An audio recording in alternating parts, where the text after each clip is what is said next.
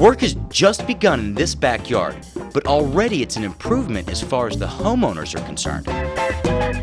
They have drained our pool almost, just a little bit there.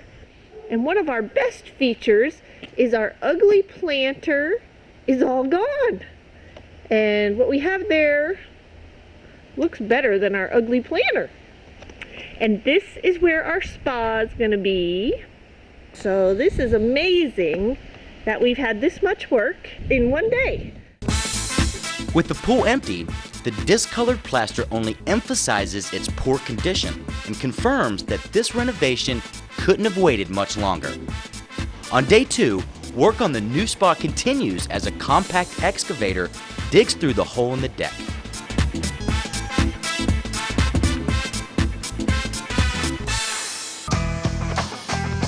There's also prep work happening outside the spa. A track loader spreads new soil out behind the pool deck to raise the grade for new plants. On the pool itself, all outdated square corners are sawed, sledged, and jackhammered away for a more modern, rounded appearance.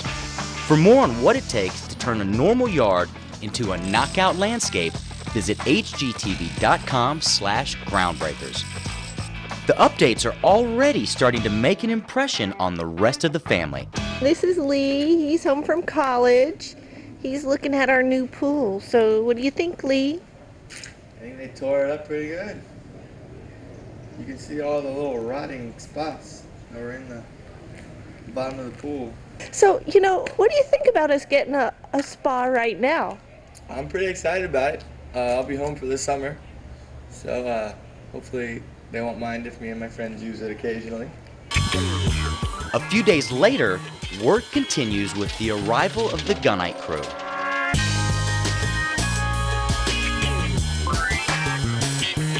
To apply the gunite, the crew basically shoots dry concrete through a hose, or gun. The raw ingredients are mixed together and pumped through the line. As it's shot out of the nozzle, it's mixed with pressurized water and blasted onto the spa shell. Soon, the shell is being shaped by hand, making this part of the process look more like sculpture than construction. The following week, the old pool shell is sandblasted clean to get it ready for its new surface. Crews have been doing a big-time facelift on a 30-year-old pool. Today, the doctor's in and he's prepping for surgery. Because of the settling, this pool sustained a crack in the gunite. And what we're going to do here is cut the crack out, and we're going to use what they call stitches. Basically, we drill the holes into it, and the stitches lock in and pull together, keep the crack from spreading any further. John begins by actually opening up the crack even wider and cleaning out some previous caulking attempts. Then he cuts and chisels out a recess in the pool shell for the metal plate, the stitch. Holes are drilled into the masonry, an anchoring adhesive is injected, metal bolts are inserted, and the stitches are tightened to help close the crack forever. It's been 1 month of noisy, messy work, and it now has Lee and Mary Ann wondering when things will start to look better instead of worse.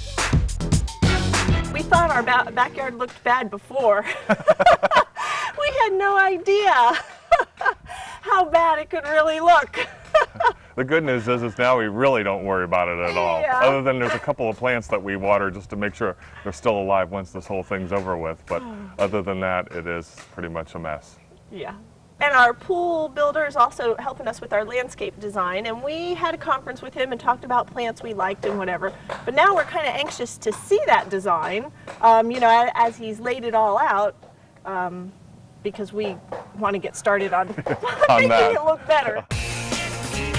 One area that is looking better already is the new pool deck.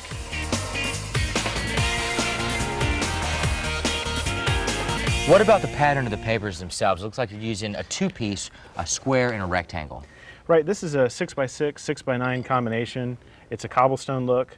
And also the homeowners decided to pick out two different colors and create a special mix. One of their pavers are more of a red and gray, the other one is a peach and gray. So what we don't want to have one area with a lot of red and then another area with a lot of peach. So it's very important to get a nice mix.